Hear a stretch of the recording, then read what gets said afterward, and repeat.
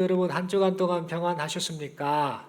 예, 우리가 또 얼마 전에 비가 좀 많이 왔었는데 그래도 여러분들 별탈 없이 한 주간을 잘 보낸 거 하나님의 은혜인 줄로 믿습니다. 또 지난주에는 또 전교인 새벽 예배도 드리고 또 함께 또 성경 통독도 하고 이런저런 시간을 보냈는데 하반기를 맞아서 우리가 그러한 또 신앙의 또 활동들을 했습니다만 우리의 신앙이 늘 본질에 충실하고 또 하나님 나라를 품고 그렇게 살아가는 우리 모두가 되었으면 좋겠습니다. 여러분 그 존 버년이라는 사람이 철로역정이라는 책을 예전에 썼었죠. 오래전에 고전인데 그 책의 내용을 보면 마치 성경을 보는 것 같은 그런 착각을 일으킵니다. 그만큼 야, 이 하늘 소망 품고 믿음으로 사는 것이 이런 것이구나라고 하며 그 책을 읽으면 읽을수록 우리 마음에 뜨거움이 막 올라오는 그런 느낌을 받습니다. 그만큼 하늘 소망을 품게 하는 그런 책이라고 생각이 드는데 이 철로역정을 생각하면서 무슨 생각이 좀 드는가 하면 우리가 지금 천국 가는 길에 이 믿음의 경주를 하면서 인내하며 가는데 그러면서 시련과 고난도 잘 극복하며 이렇게 살고 있는데 과연 그러면 내가 지금 예수 믿고 있는 내가 진짜 철로역정의 길을 걷고 있는가? 아니면 그냥 편하게 예수 믿고 구원받았으니까 됐지라는 그런 안일함으로 살고 있지는 않는가 이런 생각을 해보게 됩니다. 특별히 오늘날 이 시대 코로나나 또 포스트 모더니즘의 영향 이런저런 영향으로 인해서 사람들의 신앙이 많이 안일해졌습니다. 그래서 본질에 충실하기보다는 그냥 형식적이고 또 내 기준에 맞춰서 내가 좀 편하고 싶고 내가 원하는 그런 삶을 살고 싶어 하고 그렇게 신앙생활을 하려는 모습이 나타나는 것을 보게 됩니다. 이럴 때일수록 우리 중동교회 공동체에 속한 성도님들 한 분 한 분 모두가 다시 한번 하나님 앞에 마음을 다잡기를 원합니다. 본질에 충실하고 보여지는 것에 중심을 두는 것이 아니라 하나님 앞에 내 마음, 내면의 중심을 보여드리며 경건의 활동, 또 은혜를 사모하는 일에 힘쓰는 우리 모두가 되었으면 좋겠습니다. 그리고 이 모습을 우리의 후배들이 다 보고 배우고 잘하고 있거든요. 그래서 우리의 후배들, 우리 다음 세대가, 우리 지금 젊은이들이 이 모습을 보며 아, 인생은 저렇게 사는 거구나. 저렇게 예수 믿는 거구나. 저것이 인생의 목적이구나. 나도 저렇게 보고 배운 대로 그렇게 살아야지 하면서 우리 다음 세대들 역시 믿음으로 살아가는 그런 은혜가 여기 모인 어른된 우리들의 모습을 통해 나타날 수 있기를 간절히 소망합니다. 이렇게 믿음으로 우리가 결단하고 순종하고 행할 때에 성령 하나님께서 은혜 베푸시사 이러한 일들을 이루어 가실 줄로 믿습니다. 서로에게 이렇게 인사하겠습니다. 본질에 충실한 우리가 됩시다. 여러분 이 시간 저는 우리는 복의 사람들입니다 라는 제목 가지고 함께 하나님 말씀 받기를 원합니다. 여러분 성도된 우리는 하나님께로부터 특별한 은혜와 사명을 부여받은 사람들입니다. 본래 우리도 하나님 앞에 부름받기 전에는 죄로 인해서 하나님과 단절되었었고 사망과 저주 아래 떨어졌던 그런 저주받은 존재들이었습니다. 그러나 하나님께서 이런 우리를 긍휼히 여겨주셨지요. 그래서 우리가 죄와 사망으로부터 구원을 받게 되었습니다. 더 나아가 세상을 구원하기 원하시는 하나님의 마음, 그 하나님의 사랑을 조언하는 하나님의 특사로서의 사명까지 부여받게 되었습니다. 그러니까 본래 죄악 덩어리였던 우리가 이제는 하나님의 은혜로 복덩어리가 되어서 지금 인생을 살아가고 있는 겁니다. 여러분 우리가 하나님의 은혜로 복덩어리가 되었다라는 사실은 우리로 하여금 시련과 고난 앞에서도 흔들리지 않고 오직 믿음으로 살아갈 수 있도록 힘이 되어주고 있습니다. 그런데 여러분 이 사단 마귀는요 우리로 하여금 낙심하고 넘어지도록 만들고 있습니다. 어떻게 해서든지 하나님을 바라보지 못하도록 합니다. 눈앞에 있는 현실, 그 원치 않은 그 현실을 절망의 상황으로만 여기게 합니다. 그래서 하나님의 약속을 불신하게 만들지요. 그래서 우리의 믿음이 흔들리도록 그렇게 사단 마귀는 계속해서 우리를 공격하고 있습니다. 여러분 사단 마귀의 이런 못된 짓은요 지금 이 순간에도 나타나고 있습니다만 과거 이스라엘의 역사 가운데서도 계속해서 나타났음을 보게 됩니다. 특별히 오늘 본문의 말씀을 봐도 아하 이 사단 마귀가 이렇게 이스라엘 백성들을 괴롭혔구나 라는 사실을 우리는 확인하게 됩니다. 오늘 본문의 말씀을 보면 40년 광야 생활을 마친 이스라엘이 마침내 가나안 땅에 이제 입성할 시기가 되었습니다. 그리고 가나안 땅에 입성하기 직전에 모압 평지에 머무르게 됩니다. 조금 더 구체적으로 말씀드리자면 시딤에 이제 진을 치고 이제 가나안 입성을 준비하고 있었습니다. 이때 이스라엘 백성들은 말합니다. 우와, 저기 보이는 저 땅을 봐봐. 저기가 바로 가나안 땅이야. 얼마나 좋아. 드디어 우리가 저 가나안 땅에 들어가는구나. 하나님이 약속하신 그 가나안 땅에 들어가는구나. 얼마나 기쁜가. 드디어 우리가 가나안 땅에 들어간다 라고 하면서 무척 좋아했을 것입니다. 그런데 그때 어처구니 없는 사건이 하나 발생합니다. 이스라엘의 그 가나안 입성을 막으려는 사탄 마귀의 방해 공작이 벌어지게 된 것입니다. 이 사탄 마귀가 어떻게 방해 공작을 일으켰는가? 모압 왕 발락이라는 사람의 마음에 두려움을 심어줍니다. 그 두려움을 사용하여서 이스라엘이 가나안 입성하는 것을 방해하는 그런 짓을 사탄 마귀가 했던 겁니다. 여러분, 모압 왕 발락이 이스라엘을 보고 두려움을 느꼈던 그 이유는 다른 게 아닙니다. 이스라엘의 군사가 대략 60만 명이나 되었습니다. 어마어마한 군대지요. 그리고 여자 아이 하면은 대략 200만, 250만, 많게는 300만까지도 볼 수 있는 어마어마한 그 많은 이스라엘 그 인구가, 그 숫자가, 그 백성이 지금 가나안으로 가고 있는 것을 보고 지금 이 모압 왕 발락은 두려움을 먹었던 겁니다. 특별히 겁을 더 먹었던 이유가 뭔가? 지금 모압 왕 발락이 보기에 이스라엘 민족이 모압의 주변 국가들을 만나서 이스라엘 민족이 그들과 싸워서 대성을 거두는 것을 보면서 큰일 났다. 이스라엘 민족을 맞닥뜨린 모든 국가가 다 망하는구나. 이제 우리도 그렇게 될 수 있겠다라는 마음을 먹어서 그렇게 두려워했던 겁니다. 그런데 여러분, 사실 이스라엘 백성은 모압을 공격할 생각이 전혀 없었습니다. 신명기 2장 9절 말씀을 보면 하나님께서 이런 말씀을 하셨습니다. 모압을 괴롭히지도 말고 그들과 싸우지도 말라라고 그렇게 말씀을 하셨습니다. 그런데 이 사실을 모압 왕이었던 발락은 알지 못했습니다. 그래서 이스라엘이 언제 우리를 쳐들어올지 모른다라는 그런 두려운 마음 때문에 걱정하고 어찌할 바를 못하며 안절부절해했습니다.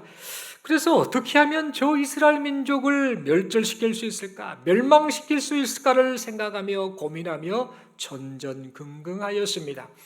그리고 그 방법을 찾기 위해서 당시에 그 인근 지역에 있었던 미디안 족속 장로들을 불러 해결책을 찾으려고 하였습니다.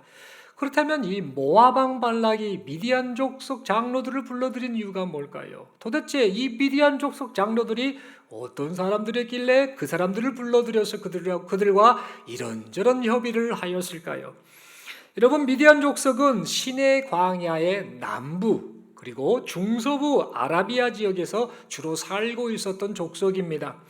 그들이 하는 일이 뭐였는가? 목축업을 했습니다. 그리고 상업을 했습니다. 짐승을 기르고 다니고 돌아다니기도 했고 물건을 팔기 위해서 왔다 갔다 하면서 여기저기를 돌아다녔던 사람들이 바로 미디안 족속입니다. 얼마나 멀리까지 가냐면 저 멀리 아카바만까지 가서 이것저것 물건을 팔고 다녔던 사람들이 바로 미디안 족속입니다. 그래서 여기저기 돌아다니면서 이제 주변 지역에 많은 사람들을 만났겠지요. 그러면서 이 소리도 듣고 저 소리도 듣고 하면서 많은 정보를 수집했던 사람들이 바로 미디안 족속들이었습니다. 이 사실을 모압 왕 발락은 알고 있었습니다. 미디안 족속들이 여기저기 다니고 소식통이다라는 사실을 알았던 모압 왕 발락은 미디안 장로들을 불러들입니다. 그래서 지금 우리 이 나라의 상황이 이런 문제가 있다. 어떤 문제가 있는가? 이스라엘이라고 하는 민족이 지금 큰 근심거리로 지금 여기 근처에 와 있다. 저들 때문에 우리나라도 망할 수 있지 않겠냐? 그러면 어쩌면 좋겠느냐라고 하면서 그 해결책을 미디안 장로들에게 물었던 겁니다. 그러자 이 미디안 장로들은 이제 모압 왕 발락에게 말합니다. 저기 저 멀리 있는 부돌이라고 하는 이 발람이라는 사람, 그 사람이 주술가인데 그 사람이 저주를 하거나 그 사람이 축복을 하면 축복이 임하거나 저주가 임하는 그런 일이 발생하는데 그 사람을 데려와서 이 이스라엘 민족을 저주토록 하면 되지 않겠느냐라고 그렇게 조언을 해주게 됩니다.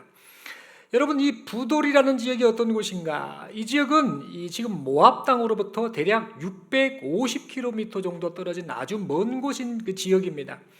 이 부돌이라는 곳은 메소포타미아 북부에 위치한 도시로 무역이 발달한 곳입니다. 교통의 요충지입니다. 다시 말해서 사람들이 살기가 참 좋은 것입니다. 경제활동도 잘 될 것이고 이래저래 살기 좋다 보니까 온갖 여러 지역에서 많은 사람들이 몰려와서 이 부돌이라는 곳에서 정착하며 살았습니다. 그런데 그렇게 이 많은 사람들이 정착해서 살았는데 그들 중에는 온갖 그 우상을 섬기는 사람들, 주술가들 역시 많이 그곳에서 자리를 잡고 살았습니다. 그런데 그렇게 많은 주술가들 중에 아까 이 미디안 장로들이 말했던 발람이라는 사람, 이름이 발락과 좀 다릅니다. 모압왕 발락과 다른 이 발람이라는 사람, 주술가 발람이라는 사람이 부돌이라는 지역에서 최고의 명성을 얻고 있었습니다. 그만큼 그 발람이라는 사람에게 있어서 신통한 능력이 계속해서 나타났기 때문입니다. 그래서 모압왕 발락은 주술가 발람이 이스라엘을 저주하게 되면 이스라엘 민족이 멸망하게 될 것이다 라고 그렇게 믿고는 모압 장로들, 자신 나라의 장로들과 미디안 장로들을 함께 이제 주술가 발람에게로 보냈습니다. 이때 그냥 보내지 않았습니다. 복채, 이제 주술을 빌어주는 그 행위를 할 때 고맙다라는 마음으로 복채까지 많은 양의 돈까지 함께 보냈습니다. 그러자 주술과 발람은 모압왕 발락이 보낸 그 많은 양의 복채를 보고 마음이 흡족했습니다. 겉으로는 드러내지 않았습니다만 탐욕이 가득했던 이 발람은 매우 좋아합니다. 그래서 모압왕 발락으로부터 이스라엘을 저주할 것을 부탁받았던 이 주술과 발람은 하나님의 뜻이 어떠한지 내가 한번 물어보겠소. 오늘 내가 하나님의 의사를 타진해 보겠소 라고 하면서 좀 기다려보시오 라고 그렇게 말을 하였습니다. 여러분, 발람이 이렇게 말을 했던 이유가 뭐냐? 그가 하나님을 섬겼던 사람이어서가 아니었습니다. 여러분, 당시에 이 고대 근동 사람들은 종교가 어떤 종교였는가? 유일신을 믿는 사람들은 대부분이 없었습니다. 거의 없었습니다. 대부분이 어떤 사람들이었는가? 내가 믿는 신이 따로 있고 또 다른 사람들 믿는 신도 어느 정도 인정해주는, 즉 다신론에 가까운 그런 종교인들이 바로 고대 근동 사회의 사람들이었습니다. 대부분의 사람들은 자기 민족의 주된 신을 섬기기는 섬기되 다른 민족의 신도 함께 인정하는 혼합주의 종교인들이었습니다. 그리고 오늘 본문에 등장하는 주술가 발람 역시, 주술을 일삼는 발람 역시 이러한 혼합주의적인 종교인이었습니다. 그래서 주술가 발람은 이스라엘 민족이 섬기는 하나님을 쉽게 생각합니다.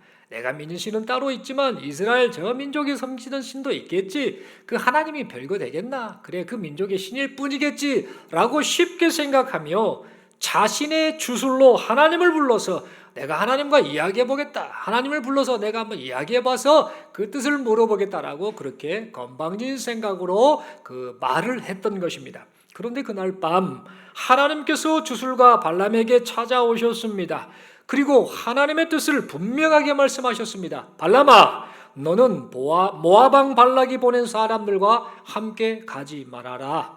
그리고 이스라엘 백성을 저주하지도 말아라. 이스라엘 백성은 복을 받은 자들이니라 라고 말씀을 해주셨습니다. 그리하여서 하나님의 뜻을 확인한 이 주술가 발람은요, 모압왕 발락의 신하들의 요청을 거절하고 모압왕 발락에게로 가지 않게 되었습니다. 결국 주술가 발람을 활용하여서 이스라엘을 저주하려고 했던 모압왕 발락의 계획은 수포로 돌아가고 말았던 것입니다. 여러분, 오늘 이 본문의 말씀을 읽으면서 이런 생각이 듭니다. 아이고야, 자칫 잘못했으면 이스라엘이 발락의 계략에 의해서 큰 어려움을 당할 뻔했구나라는 그런 생각이 들 수도 있습니다. 그런데 여러분, 살아계신 하나님께서 모압왕 발락의 사악한 계략을 깨뜨리셨습니다. 그리고 그 뒤에서 지금 장난치고 있는 사단마귀의 그 사악한 계략까지 온전히 하나님이 가로막으셨던 겁니다. 뿐만 아니라 하나님께서는 이 사건을 통해 이스라엘이 하나님의 복을 받은 자들이다라는 사실을 분명하게 공식적으로 선포하셨습니다. 하나님께서는 내가 복을 준, 내가 소중하게 여기는 자, 그들을 누가 감히 건드냐? 내가 누가 감히 그들을 괴롭히느냐? 누가 감히 정죄하느냐라고 말씀하시면서 자기 백성 이스라엘을 보호하시고 책임져 주셨습니다.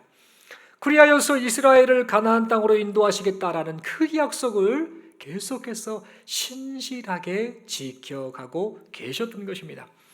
그렇다면 여러분, 한 가지 궁금한 게 생깁니다. 이스라엘 백성이 도대체 어떻게 지금까지 행동을 했길래, 그들의 모습이 도대체 어땠길래 하나님으로부터 이러한 무한한 사랑을 받게 되었을까요? 도대체 이스라엘의 그 모습이 어땠길래 하나님이 이들은 내게 복을 받은 자다, 건들지 말아라, 내가 보호하겠다, 내가 책임지는 백성이니까 건들지 말아라 라고 그렇게 무한한 사랑을 이스라엘 백성들에게 베풀어 주셨을까요?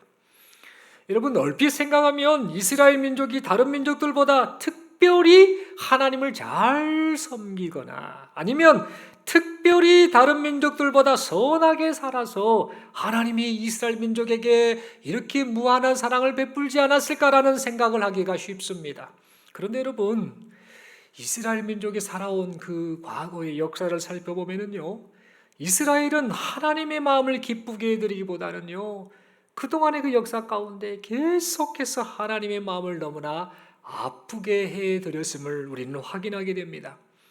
이스라엘이 가나안 입성을 앞둔 지금 모압 평지에 이르기까지, 지금 이 순간에 이르기까지 그들이 살아온 40년 광야 생활은 불신앙과 불순종이 반복된 역사였습니다. 계속해서 불신앙 쪽으로 살았습니다. 계속해서 불순종했습니다. 하나님을 신뢰하지 못해서 허구한 날 불평과 원망만을 뽑아내 쏟아냈던 사람들, 그들이 바로 이스라엘 백성들이었습니다. 조금만 참고 가면 되는데, 하나님이 어련히 알아서 하실 것인데 조금만 참고 가면 물이 있을 텐데 마실 물이 없다라고 하나님 앞에 그렇게 징징거렸던 사람들이 바로 이스라엘 백성들이었습니다. 하나님께서 어련히 알아서 자기 백성을 먹이시고 입히실 텐데 그걸 못 믿어서 불평하고 원망하고 또 밤새 울고 또 울며 하나님의 마음을 속을 뒤집어 놓고 지도자 모세와 아론의 마음을 그 속을 뒤집어 놓았던 사람들이 바로 이스라엘 백성들이었습니다. 그래서 실제로는 몇 주 안에 들어갈 수 있었을 이 가나안 땅을 그들은 무려 40년 동안이나 들어가지 못하고 그렇게 방황을 하였던 것입니다. 하나님께서 그토록 많은 기적과 은혜를 베풀어 주셨건만 이스라엘 백성은 하나님을 믿지 못해 불신앙의 길을 계속해서 걸어왔던 것입니다. 그런데 말입니다, 여러분, 우리 하나님께서는 그런 이스라엘을 변함없이 사랑해 주셨습니다. 그들에게 은혜 베풀어 주시기를 너무나 기뻐해 주셨습니다. 그렇게 속을 썩이는 이스라엘 백성들이었지만 그들을 향한 하나님의 사랑은 변함이 없었습니다. 그리고 그들을 향해 너희는 복된 존재다, 내가 너희에게 복을 주었다, 너희는 복을 받은 자들이라고까지 그렇게 세상 사람들이 듣는 앞에서 그렇게 공포를 하셨던 것입니다. 여러분, 그러므로 이스라엘이 하나님의 사랑을 받은 것은 이스라엘의 어떠함에 기인한 것이 아니라 하나님의 어떠하심에 기인한 것임을 우리는 알아야겠습니다. 다시 말해서 이스라엘이 하나님의 사랑을 받은 것은 이스라엘이 무언가를 잘해서 다른 민족들보다 특별해서 그 하나님의 사랑을 받은 것이 아니라 인자와 긍휼이 무궁하신 하나님의 그 성품 때문임을, 그 약속에 신실하신 하나님의 은혜 때문임을 우리는 잊지 말아야겠습니다. 여러분, 이 사실을 예레미야 선지자는요, 예레미야서 3장 22절 23절을 통해 고백을 합니다. 예레미야 선지자가 예레미야의 가를 썼을 때 그 당시의 모습은 어떻습니까? 남유다 이 민족이 망한 상황입니다. 끝나버린 상황입니다. 그렇게 하나님이 은혜를 베풀어 주셨는데, 그렇게 사랑을 베풀어 주셨는데 계속해서 우상을 숭배하고 하나님을 버려버리고 세상 방식으로 따라가다가 결국에는 하나님의 그 심판을 받게 된 이 남유다 백성이었는데, 다 끝나버린 그런 상황의 남유다 상황이었는데 예레미야 선지자는 말합니다. 아니다, 하나님이 그럼에도 불구하고 이 민족을 불쌍히 여기시고 긍휼히 여기시고 사랑을 베풀어 주신다. 하나님의 그 은혜는 변함없다라는 그런 고백으로 예레미야가 3장 22절 23절을 통해 말하고 있습니다. 여호와의 인자와 긍휼이 무궁하심으로 우리가 진멸되지 아니함이니이다. 이것들이 아침마다 새로우니 주의 성실하심이 크시도소이다. 지금의 상황이 우리의 모습이 부끄럽다 할지라도 하나님이 이 민족을 붙잡아 주신다. 하나님의 그 사랑은 변함없다라고 그렇게 고백을 하였던 겁니다. 여러분, 이 말씀을 찬양으로 표현한 복음성가가 하나 있습니다. 이 찬양이 바로 여러분이 잘 아시는 주의 인자는 끝이 없고 라는 찬양입니다. 이렇게 부릅니다.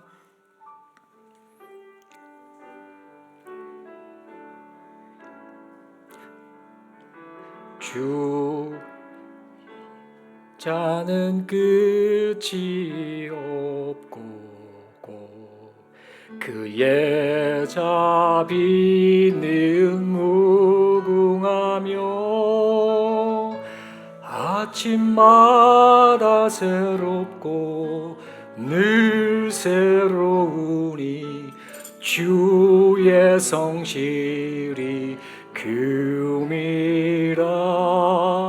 성실하심. 우리 다 함께 한번 찬양을 드려볼까요? 하나님 앞에 고백하면 좋겠습니다.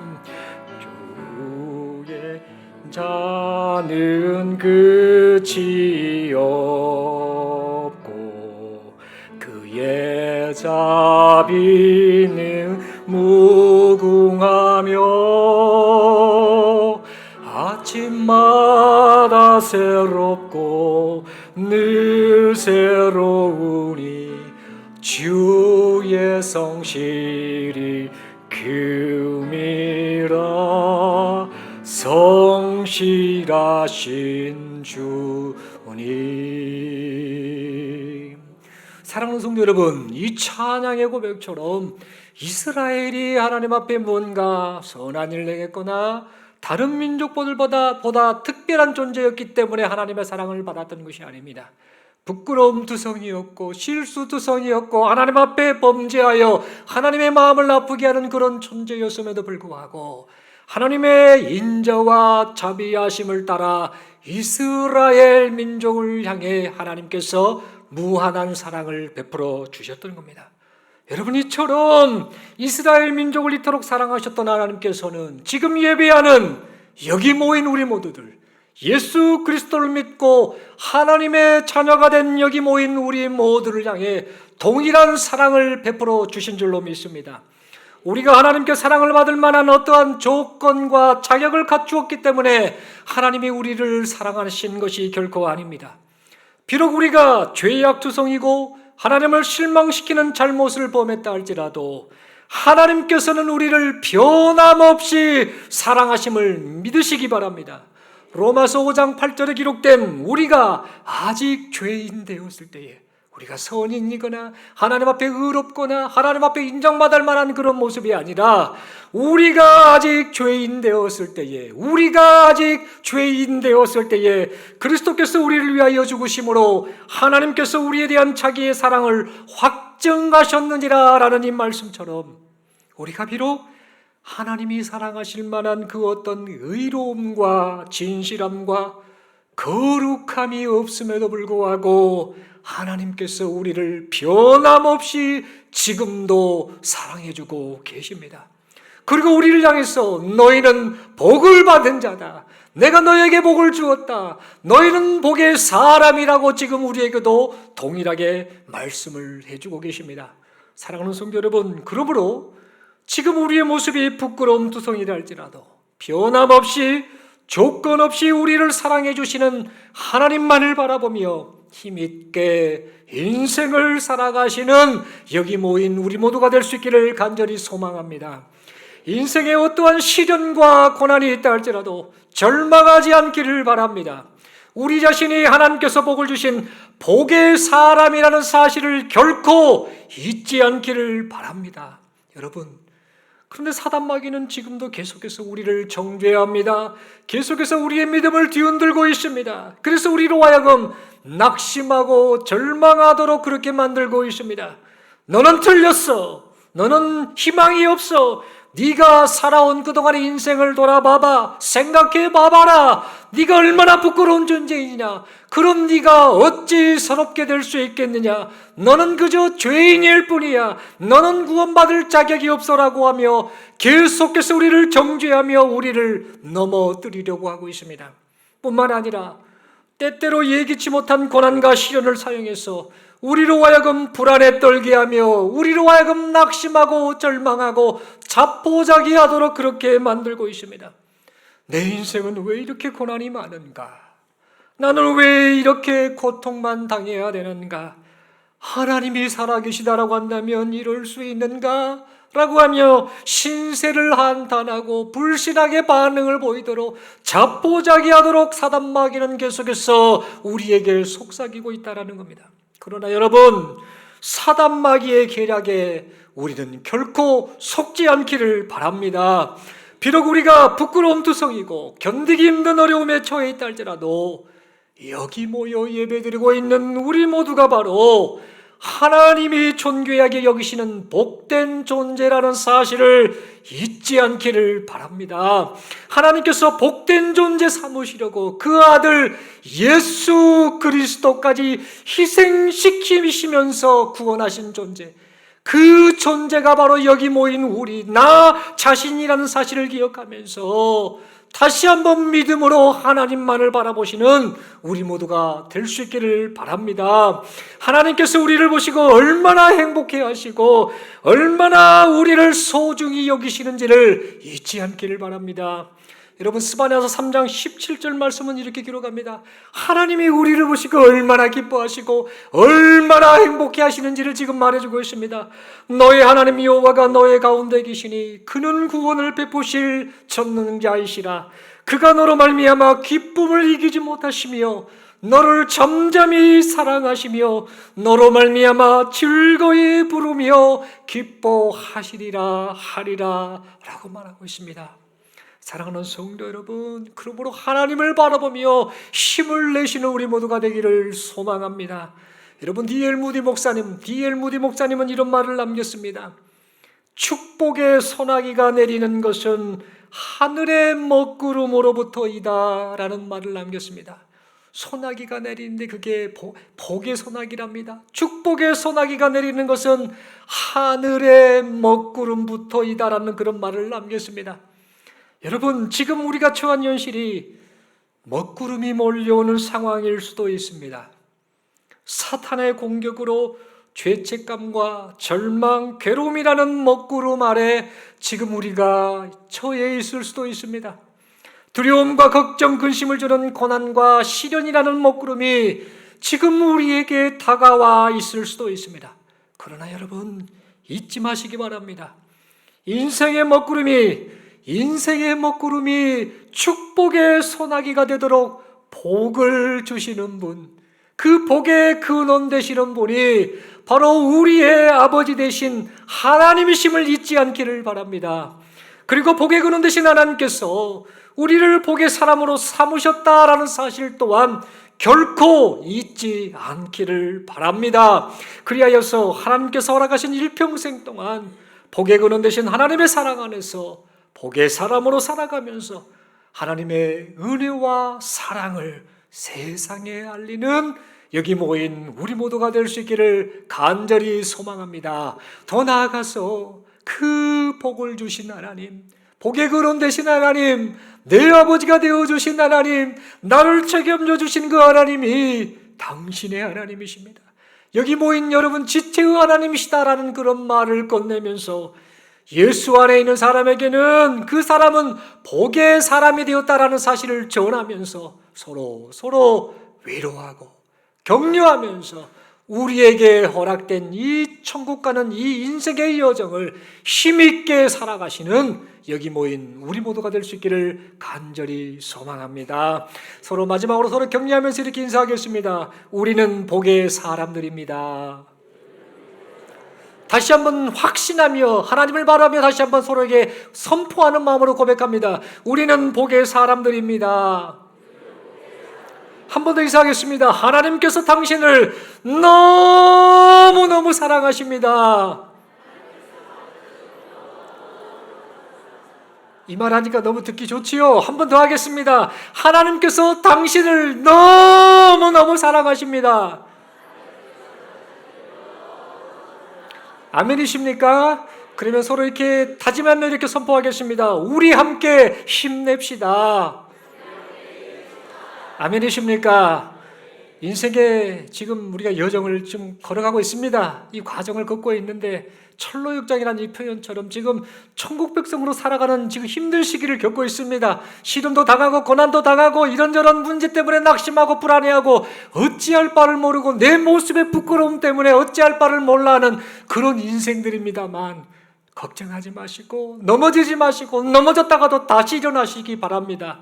하나님이 내 아버지시고 하나님이 정죄하지 않으시고 네가 복된 존재다라고 그렇게 말씀하심을 믿으면서 끝까지 하나님 한 분 바라보며 예수 잘 믿고 동행하시는 성령 하나님을 의지하면서 그렇게 믿음으로 살아가시는 여기 모인 우리 모두가 될 수 있기를 간절히 소망합니다. 기도드리겠습니다. 하나님 아버지 은혜를 감사합니다. 말씀 받고 다시 한번 하나님 한 분만을 바라보며 살아가기를 결단합니다. 우리의 모습을 보면 얼마나 부끄러운지요. 그동안 살아온 그 과거가 얼마나 하나님 앞에 창피하고 사람들 앞에 고개 들지 못하는 모습인지요. 고난과 시련이 우리를 찾아와서 얼마나 고통스러운지 모른지요. 그러나 너는 복된 사람이다 라고 말씀하시는 그 하나님의 약속의 말씀을 붙잡고 하나님만 바라보며 믿음으로 살아가는 우리 모두가 되게 하여 주시옵소서. 뿐만 아니라 나와 함께하는 지체들 한 사람 한 사람이 소중하다는 사실을 생각하며 서로 격려하고 위로하고 하나님이 허락하신 이 철로 역정의 이 과정을 잘 이겨내는 믿음의 경주를 잘하는 우리 모두가 되게 하여 주시옵소서. 이런 은혜 베푸심을 믿고 감사드리오며 우리 주님 예수님 이름으로 기도드리옵나이다. 아멘.